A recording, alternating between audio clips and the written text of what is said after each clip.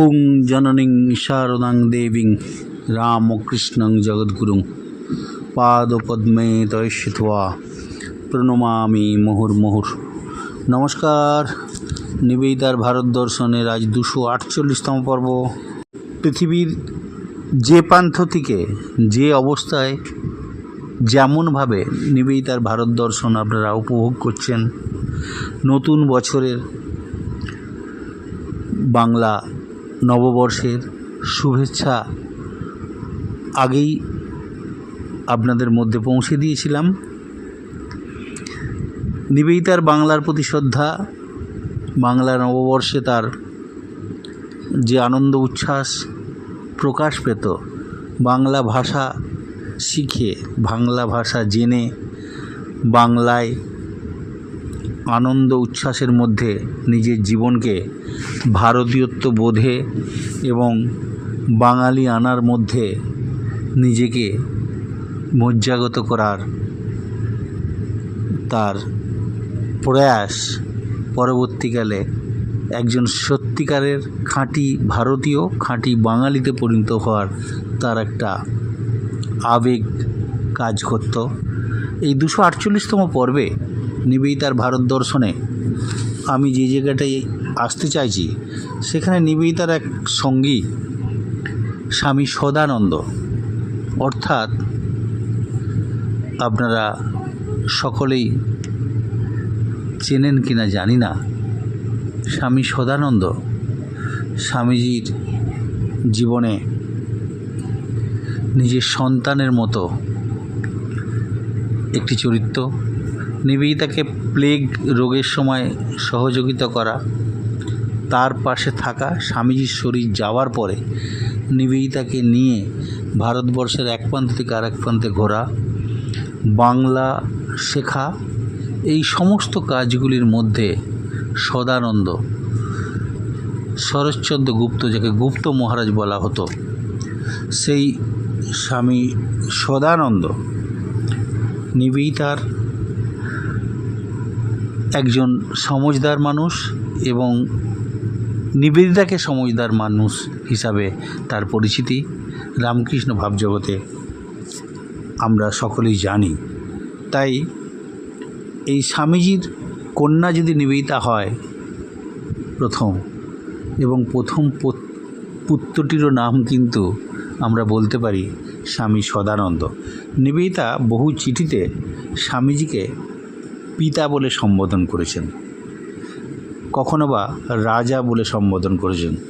স্বামীজি বোঝাতে বা ব্যবহার করেছেন এই শব্দটি নিবেদিতার কাছ থেকে আমরা সবচেয়ে পাই বেশি। নিবেদিতার জন্মের 150 বৎস উপলক্ষে তাকে নিয়ে বহু আলোচনা লেখালেখি হয়েছে, আমরা দেখেছি। বিদ্যা মন্দির থেকে নিবেদিতাতে নিবেদিত নামে একটা কবিতা সংকলন প্রকাশিত হয়েছে। সেখানে 150 জনেরও বেশি নবীন প্রাচীন কবিদের নিবেদিতাকে নিয়ে লেখা বিভিন্ন কবিতা প্রকাশিত হয়েছে। বিনয়ের সঙ্গে জানাচ্ছি যে নিবেদিতা যেন কবিত্বেরই একটা প্রকাশ, সাহিত্যের মোড়কে ভরা। নিবেদিতার চরিত্রটায় এক নারী চরিত্র যেন কাব্যময় হয়ে প্রকাশিত হয়েছে আমাদের সামনে। এই রামকৃষ্ণ পরিমণ্ডলের বাইরে স্বামী সদানন্দ যেমন অনেকটাই অপরিচিত, শিখাময়ী লোকমাতা নিবেদিতাকে মানুষজন নতুনভাবে চিনতে শিখছে, যিনি আয়ারল্যান্ডে জন্মগ্রহণ করেও যে কোনো ভারতীয়র থেকে সহস্র গুণ বেশি ভারতীয় বা বাঙালি হয়ে গিয়েছিলেন। সেটা সম্ভব হয়েছিল কিন্তু স্বামীজির ভাষায় জগৎ আলোড়নকারী শক্তি এবং শিক্ষা, ঐকান্তিকতা, পবিত্রতা, অসীম ভালোবাসা, দৃঢ়তা, এই সবের জন্যেই কিন্তু। সর্বোপরি স্বামীজির দেওয়া শিক্ষার গুণে। পত্রাবলী নিবেদিতাকে লেখা স্বামীজির 7ই জুন এবং 1896 যদি ধরি, সেটা কিন্তু পাশ্চাত্যে থাকা অবস্থাতেই, এবং 29শে জুলাই আলমোড়া থেকে 1897 খ্রিস্টাব্দের চিঠি দুটো কিন্তু খুব তাৎপর্যপূর্ণ। আমার মনে হয় আমি যেখানেই নিবেদিতা নিয়ে আলোচনা করতে উদ্যত হয়েছি, সেখানেই নিবেদিতার প্রতি স্বামীজির আহ্বান, ভারতবর্ষে আসা, তার কার্য প্রণালী, সমস্ত কিছু পেছনে এই দুটো চিঠি ভীষণ ভীষণ তাৎপর্যপূর্ণ ছিল। তাই আমি অধিকাংশ জায়গায় এই কথাটা বা এই চিঠি দুটোর কথা বলি। আর 1888 খ্রিস্টাব্দে যদি দেখি, হাদরা স্টেশনে স্টেশন মাস্টার শরৎচন্দ্র গুপ্ত স্বামীজির সংস্পর্শে এসে স্বামীজির সদানন্দ হয়ে ওঠা, এ এক বিস্ময়কর কাহিনী। ঠিক দুটো কাহিনী যেন প্যারালালে যদি দেখি, স্বামীজির কন্যা হিসাবে নিবেদিতার আবির্ভাব, আবার স্বামীজির প্রথম পুত্র হিসাবে শরৎচন্দ্র গুপ্ত তথা সদানন্দে আবির্ভাবের এক বিস্ময়কর কাহিনী আমাদের অনেকেই হয়তো জানা নেই। সদানন্দের প্রয়াণেতে প্রবুদ্ধ ভারত পত্রিকাতে 1911 খ্রিস্টাব্দের মার্চে যথার্থই লিখেছিল, there was no work so hard, no difficulty so unsurmountable, no word of commanded so unpracticable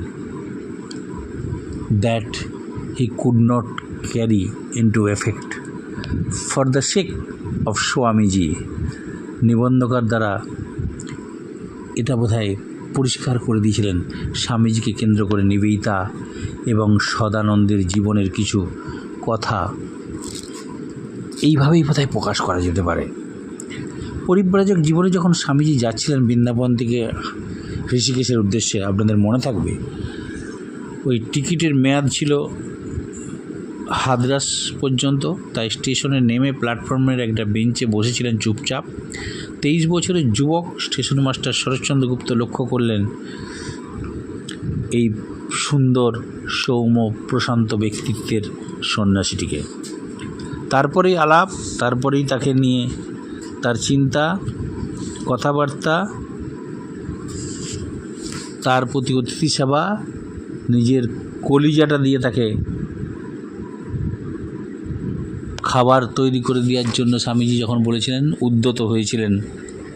যখন বলেছিলেন শিক্ষা বা জ্ঞান লাভ করতে গেলে আমাদের মুখে আগে ছাই মাখা উচিত, আমাদের অহংকার দূর করা দরকার, সঙ্গে সঙ্গে বাড়ির ভেতর থেকে উনান থেকে ছাই মেখে দৌড়ে চলে এসেছিলেন।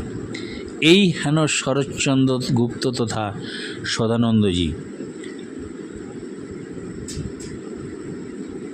একটা এমন চরিত্রের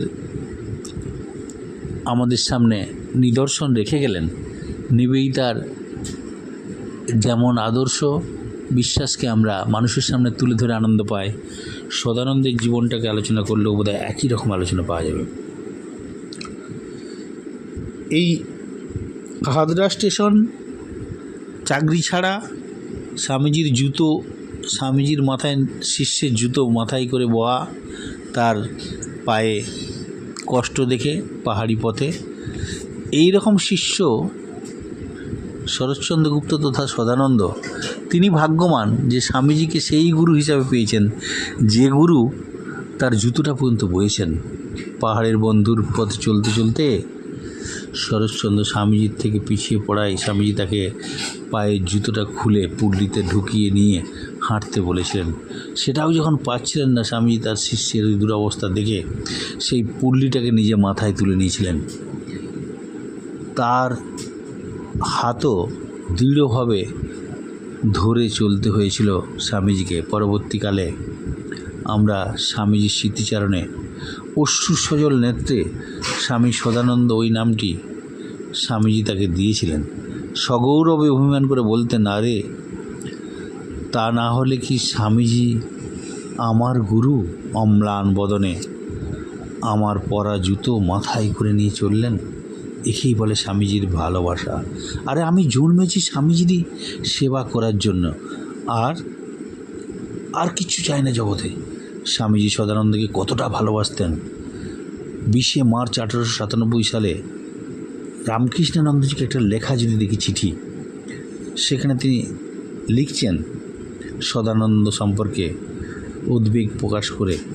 তিনি লিখছেন, গুপ্তকে কুকুরে কামড়েছে, শুনে বড়ই দুঃখিত হলাম, কিন্তু শুনেছি যে ওই কুকুর হন্যা নহে, তাহলে ভয়ের কারণ নাই। যা হোক, ওই গঙ্গাধর প্রেরিত ঔষধ সেবন করানো যেন হয়।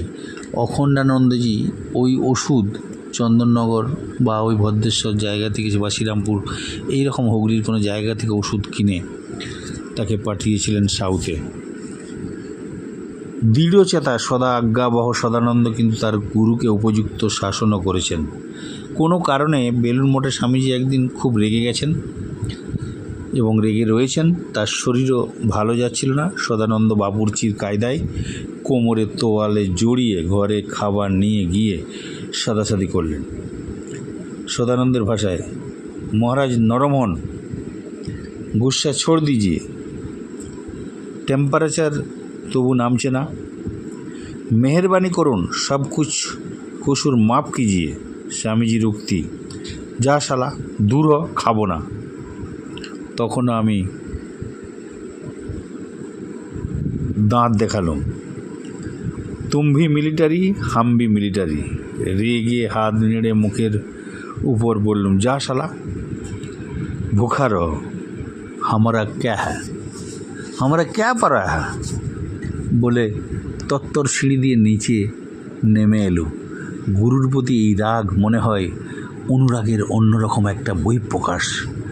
বাংলার বাইরে বেড়ে ওঠা সদানন্দের বাংলা ভাষা ছিল হিন্দু পরশে ঢাকা। এখানে স্মরণযোগ্য যে নিবেদিতা যখন মার্গারেট নোবেল স্বামীজির কাজকে রূপান্তরিত করার জন্য ভারতের সবে পদার্পণ করেছেন, ওই 28শে জানুয়ারি 1898 খ্রিস্টাব্দে খিদিরপুর ডকে স্বামীজি নিজে কয়েকজনকে নিয়ে উপস্থিত হলেন তার প্রকৃত সিংহী বিদেশি কন্যাকে অভ্যর্থনা করার জন্য। নিবেদিতাকে সম্পূর্ণ ভারতীয় হয়ে ওঠার পদনির্দেশ যেমন তিনি ক্রমাগত দিয়ে যাচ্ছিলেন, তেমনই তার ভারত ভূমিতে প্রথম দিকে অ্যাক্লিমেটাইজড হওয়ার জন্য তত্ত্বাবধান ও দেখাশোনার ভার পড়েছিল স্বামী সদানন্দের উপর। আমি বলছিলাম, উভয়ের মধ্যে এই সময় থেকেই স্বামীজির কেন্দ্র করে এক অটুট বন্ধুত্ব শুরু গড়ে উঠেছিল। আমরা পরে এই বিষয়ে আলোচনার মধ্যে আসব, একদিনের আলোচনা এটা হয়তো হবে না। আমি এই বিষয়টা বেছে নিয়েছি, অনেকেই আমাকে এ নিয়ে আলোকপাত করার জন্য অনুরোধ জানিয়েছেন ফোনে বা মেসেজে। কারণ সদানন্দ ছাড়া নিবেদিতা সম্পূর্ণ হতে পারতেন না স্বামীজির পুরো আদর্শ দ্বারা। যেমনভাবে সদানন্দ স্বামীজির কৃপায় সদানন্দ হয়েছিলেন, অনেকে বলে নিবেদিতা স্বামীজির কৃপায় নিবেদিতা হয়েছিলেন। অবশ্যই সদানন্দ নিবেদিতার পাশে সর্বদা থেকে স্বামীজির সেই আদর্শকে ভুল বুঝার অবকাশটাকে দূর করে দিয়েছিলেন বারবার। স্বামীজির রাগ, ক্ষোভ, স্বামীজির অভিমান, স্বামীজির নিস্তব্ধতা, নিশ্চুপতা, কখনো কখনো চুপচাপ থেকেছেন, কিন্তু সদানন্দ তার কারণটা নিবেদিতাকে বুঝিয়ে দিয়েছেন এই কারণে, কারণ স্বামীজির সাথে তার থেকে অন্তত বেশ কিছুদিন আগে তো তার আলাপ হয়েছে। স্বামীজির সংস্পর্শে, স্বামীজির সান্নিধ্যে, স্বামীজির জীবনচর্চার মধ্যে নিজেকে স্নিগ্ধ, পবিত্র এবং সমৃদ্ধ করার সুযোগ পেয়েছিলেন সদানন্দ। তাই এই প্রথম সন্তান তিনি যে একগুঁয়ে সদানন্দের প্রতি স্বামীজির মন্তব্যের একটা উদাহরণ আমরা যদি ব্যক্ত করি, তাহলে বোধহয় অনেকটা ক্লিয়ার হয়ে যাবে। 1900 খ্রিস্টাব্দের শেষের দিক তিনি মায়াবতী থেকে ফিরছেন বেলুড় মঠে, সঙ্গে আছেন সদানন্দ, আরও কয়েকজন আসেন সাথে। তারা কাঠগুদামে উদ্দেশ্যে না গিয়ে তারা টনকপুরের পথ বেছে নিলেন। পিলভিত থেকে ট্রেন ধরবেন ঠিক করছেন। টনকপুর থেকে ঘোড়ায় চেপে পিলভিত আসা হবে। সদানন্দ সব থেকে তেজি ঘোড়া পছন্দ করে তাতে চেপে বসেই সবেগে ছোটালেন ঘোড়া এবং মুহূর্তের মধ্যে দৃষ্টির অগোচরে চলে গেলেন। এদিকে টনকপুর থেকে বেশ কিছুটা এসেও সদানন্দকে না দেখতে পেয়ে উদ্বিগ্ন স্বামীজি এক পথচারীকে জিজ্ঞাসা করলেন যে উচ্ছৃঙ্খল গতিতে দৌড়ে যাওয়া সোয়ারি সমেত একটা ঘোড়াকে মাঠের মধ্য দিয়ে যেতে সে দেখেছে কিনা। খানিক পরেই দেখা গেল সদানন্দ স্বামী ঘোড়া হাঁকিয়ে স্বামীজির দিকে আসছেন। স্বামীজির মনে পড়ছে এবং মনে পড়ে গেল খেদড়িতেও একবার সদানন্দ একটা দুষ্টু ঘোড়াকে বাগে এনে তার পিঠে চেপেছিল। তাই এবার স্বামীজি সদানন্দের ঘোড়ায় চড়ার দক্ষতার তারিফ করে বললেন, সদানন্দ বাবা, তুমি আমার ঠিক ঠিক মরদ শিষ্য। স্বামীজি সদানন্দের উপর কতটা ভরসা করতেন তার পরিচয় পাওয়া যায় তিনি যখন অসুস্থ হয়ে দেওঘরে টেলিগ্রাম করেন, আমার শরীর অত্যন্ত আনইজি হয়ে উঠছে, শীঘ্র গুপ্তকে পাঠাও। অর্থাৎ কতখানি সে সদানন্দ তার বিশ্বাসী এবং তার অনুরাগী, এবং শুধু অনুরাগী নয়, স্বামীজি তার উপরে কতখানি বিশ্বস্ততা তার কাছ থেকে অনুভব করতেন বলেই তাকেই খুঁজেছেন। যখন স্বামীজি নিজের গুরুকে সদানন্দ চোখে দেখতেন, তার জীবনের শেষ দিকের সময়ে যখন তিনি ডায়াবেটিসে ভুগে ভুগে ক্ষীণ থেকে ক্ষীণতর হয়ে যাচ্ছেন, দুর্বল হয়ে পড়ছেন এবং বিছানাতে মলমূত্র ত্যাগ করতে হচ্ছে, তার সেবায় কয়েকজন অত্যন্ত অনুগত যুবক ছিল যারা নিজেদের সদানন্দের কুকুর বলে পরিচয় দিতে কুণ্ঠিত হতো না। এরা বিছানায় চাদরের তলায় পুরনো খবরের কাগজ পেতে রাখত। সদানন্দ এটা জেনে তাদের বলেন, না না, ও কাগজ দিও না, মা সরস্বতী রয়েছেন তাতে, আমাকে তোমরা অপরাধী করছো। এরপর তিনি বলেন, ওই সব কাগজ দেবে যাতে স্বামীজির কথা আছে, আমি তার সন্তান, তিনি তো আর আমার কোনো অপরাধ নেবেন না, তার কাছে আমার সব দোষের ক্ষমা আছে, তিনি যে আমার বাপ মা গুরু সবই। স্বামী সদানন্দের মহাপন হয় ফেব্রুয়ারি মাসের 18 তারিখে 1911 খ্রিস্টাব্দে। সবচেয়ে মজার ব্যাপার, এই বছরটা 1911 খ্রিস্টাব্দ। শুরুটা হয়েছিল সদানন্দের শরীর যাওয়া, শেষটা হয়েছিল নিবেদিতার শরীর যাওয়া। দুজনেই প্রয়াত হয়েছেন 1911 সালে, সদানন্দর ফেব্রুয়ারি মাস, নিবেদিতার অক্টোবর মাসে। দুজনের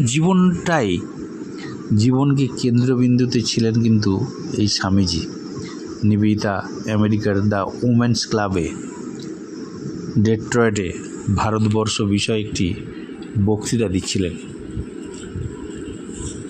নিবেদিতার ভারতবর্ষ আর স্বামীজির ভারতবর্ষ সমার্থক হয়ে গেছিল যখন দুজনেই ভারতবর্ষ নিয়ে বক্তৃতা দিতেন। আপনাদের মনে থাকবে, আমি অনেক আগে হয়তো বলেছি, স্বামীজি যখন ভারতবর্ষ নিয়ে কথা বলতেন বা ভারতবর্ষ নিয়ে কোনো বক্তৃতা দেন, তখন তার পরিচিত যারা ওই বক্তৃতার আসরে থাকতেন তাদেরকে বলতেন, ভাই ঘড়িটা দেখে একটু আমাকে স্মরণ করিয়ে দিও, কারণ ভারতবর্ষ সম্পর্কে যখনই কোনো বক্তৃতা আমি দিতে যাই তখন আমার হুঁশ থাকে না। কত অল্প সময়ের মধ্যেই আমি ভারতবর্ষের এমন জায়গায় ঢুকে পড়ি, কখন শেষ করব আমি নিজেই যাই না। হয়তো বহুক্ষণ বক্তৃতা দেওয়ার মরেও মনে হয় এইমাত্র যেন শুরু করলাম। স্বামী সদানন্দ এবং অনেকেই স্বামীজির ওই বক্তৃতার সময় ঘড়ি ধরে পেছন থেকে ইশারা করতেন, আপনার 1 ঘন্টা হয়ে গেছে। স্বামীজি এক জায়গায় একটা বক্তৃতা দিতে গিয়ে বিদেশি একজন বিখ্যাত মানুষ, টম অ্যালান বলে, তার স্ত্রী এডিথ অ্যালান, দুজনেই স্বামীজির খুব ভক্ত ছিল। আমার মনে আছে এই ঘটনা, আমি এর আগে এখানে বলেছি কিনা জানি না, অন্য জায়গায় বক্তৃতার মধ্যে হয়তো বলেছি। সেই এডিথ অ্যালান আর টম অ্যালান হচ্ছে বিখ্যাত একজন নাবিক, ইংরেজ। তিনি স্বামীজির খুব অনুরক্ত, স্বামীজির পাশে সর্বদা থাকতেন। স্বামীজি যেখানে বক্তৃতা দিতে যেতেন তার পাশে যেতেন। স্বামীজি তাকে এক জায়গায় একটা বক্তৃতার আসরে গিয়ে পৌঁছে স্বামীজি তাকে ঘড়িটা দিয়ে বললেন, যখন 1 ঘন্টা হয়ে যাবে ঘড়িটা তুলো, কারণ আজ যে ভারতবর্ষ নিয়ে বক্তৃতা। অর্থাৎ ভারতবর্ষ নিয়ে বক্তৃতা দিতে গেলে স্বামীজি বিহ্বল হয়ে যেতেন, সময় জ্ঞান থাকতো না। তাই বলতেন 1 ঘন্টা হয়ে গেলে তুমি এটা দেখিয়ে দিও ঘড়িটা। তখনই আমি বুঝবো তুমি পেছন থেকে ওই ঘড়িটা দেখালে যে আমার 1 ঘন্টা পার হয়ে গেছে, তখন আমি থামতে চেষ্টা করব। সেদিনে ওই বক্তৃতা স্বামীজির অজান্তেই বক্তৃতার গৌরচন্দ্রিকা করতে করতে হঠাৎই দেখা গেল পেছন থেকে টম ঘড়িটা তুলে ধরেছেন। স্বামীজি চোখটা মুছে নিয়ে বলছেন, টমই তো ঘড়ি দেখাচ্ছে আমায়। আমি তো তাকে বলেছিলাম 1 ঘন্টা হলে ঘড়িটা দেখাতে।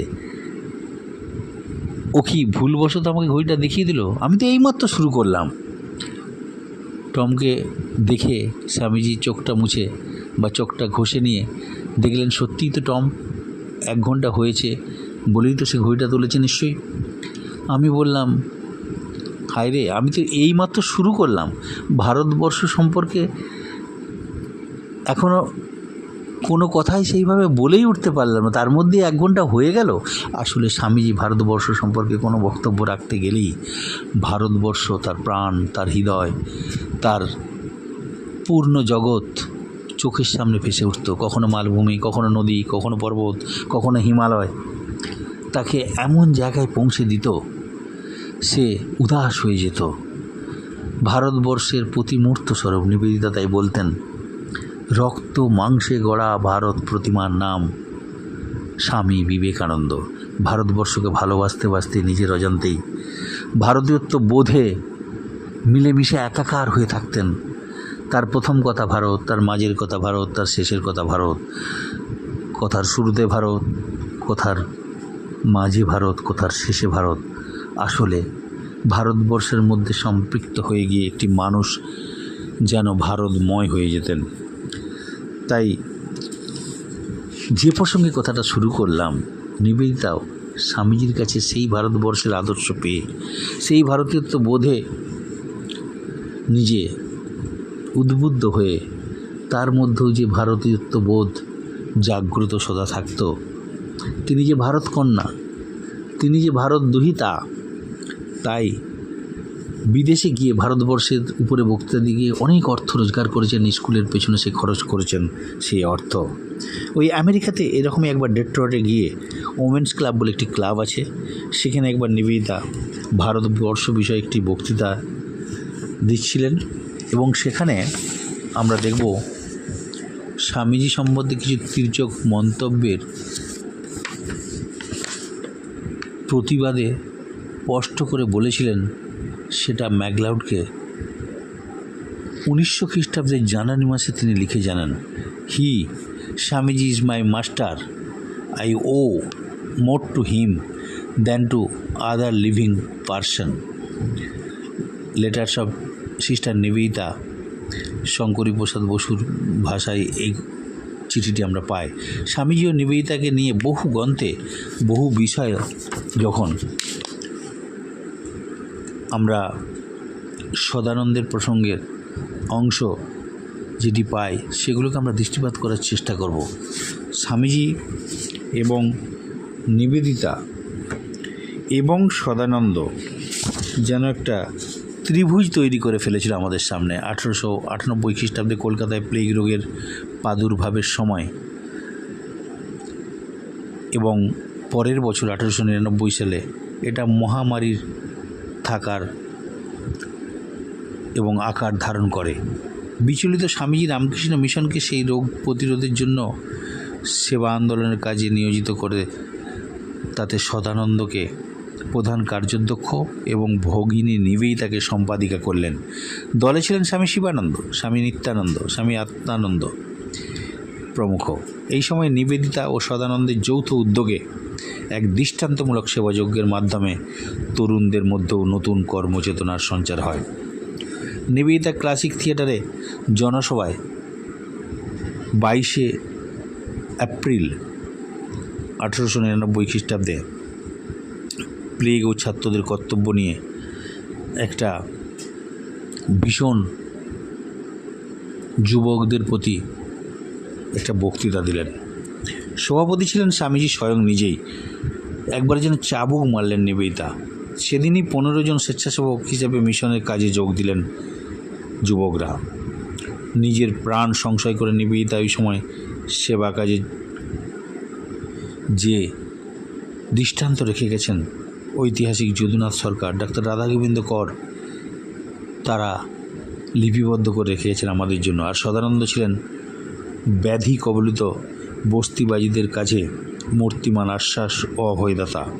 সদানন্দ নিবেদিতা এই অসাধারণ কাজের জন্য ভারতবাসী জানতে পারে তৎকালীন বিখ্যাত পত্রপত্রিকা থেকে, the Indian mirror, the Maratha Balgangadhar তিলকের সংবাদপত্র, দ্য ব্রহ্মবাদী ইত্যাদি। নিবেদিতা নিজের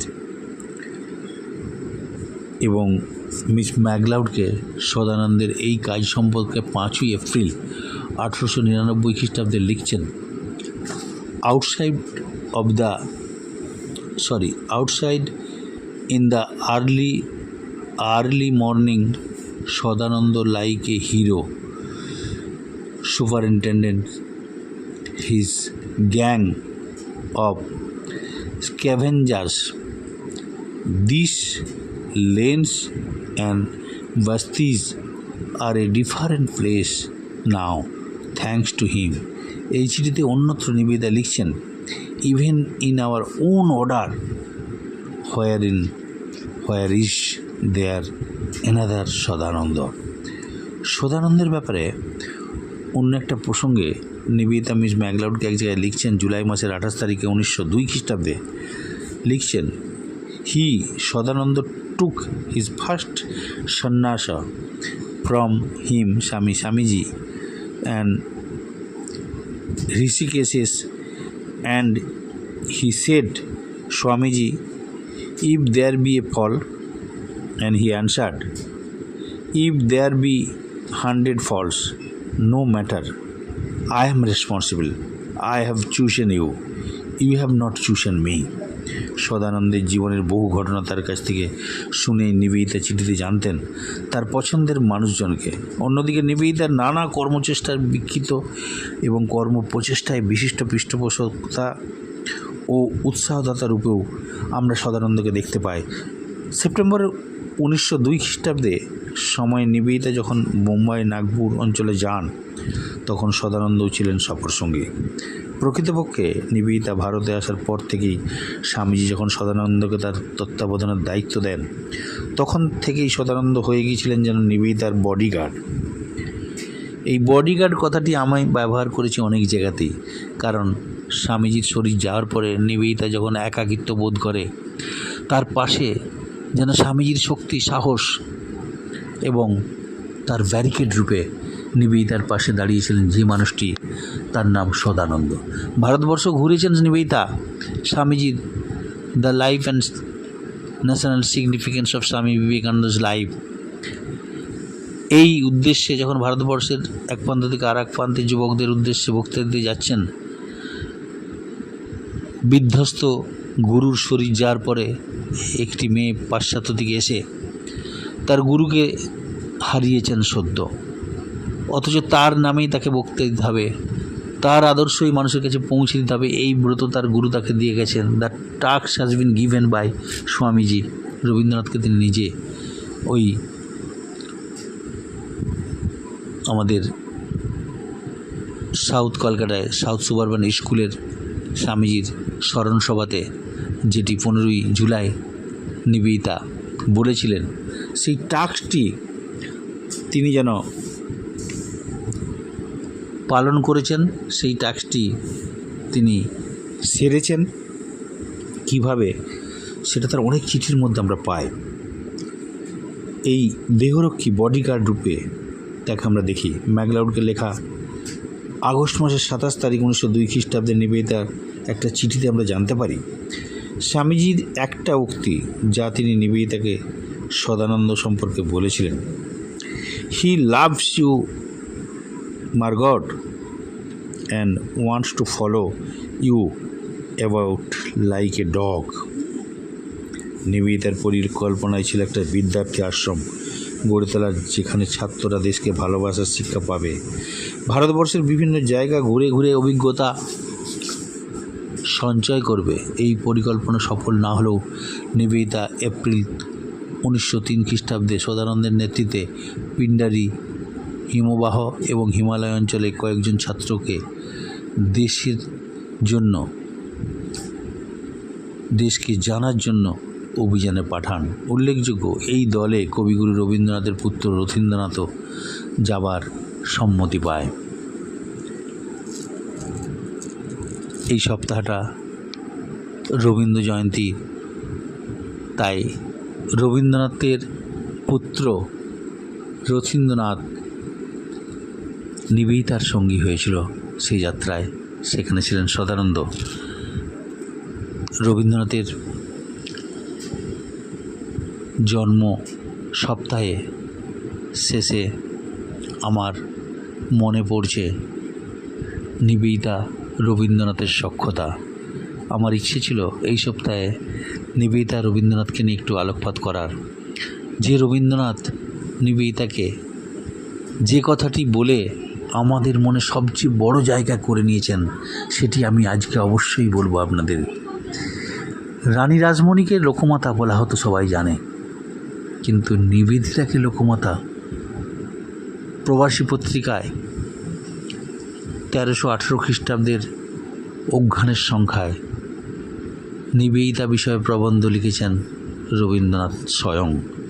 সেখানে তিনি নিবেদিতাকে ভুলতে পারেননি। নিবেদিতাকে তার ছায়াসঙ্গীর মতো জীবন ভোর বয়ে নিয়ে গেছেন, মৃত্যুর আগের দিন পর্যন্ত বলতে পারেন। আমরা 1941 খ্রিস্টাব্দে নিবেদিতা সম্পর্কে তার লেখা আলাপচারিতায় রানীচন্দ্র লিখেছেন, যখনই তিনি অবসর সময়ে একাকিত্ব বোধ করতেন, তখন কথার ফাঁকে বলে উঠতেন নিবেদিতার কথা। নিবেদিতার আচার আচরণ, ব্যবহার, নিবেদিতার যে আবেগ, ইমোশন, সেগুলিকে খুব কাছ থেকে রবীন্দ্রনাথ লক্ষ্য করেছেন। এবং এই ইমোশনটা যখন ক্যারেক্টারের সাথে যোগ হয়, রবীন্দ্রনাথ লিখছেন এক জায়গাতে, রানীচন্দ্র সেই আলাপচারিতার মধ্যে সেটা তুলে ধরেছেন যে রবীন্দ্রনাথ মারা গেছেন আমরা জানি জুলাই মাসে। এটি আমরা দেখব সেই সময়ে মে মাসে একটা ঘটনা, শান্তিনিকেতন থেকে তখনও তিনি অসুস্থ হয়ে ফিরেননি। জুলাই আগস্ট খুবই দুর্বিষহ সময়।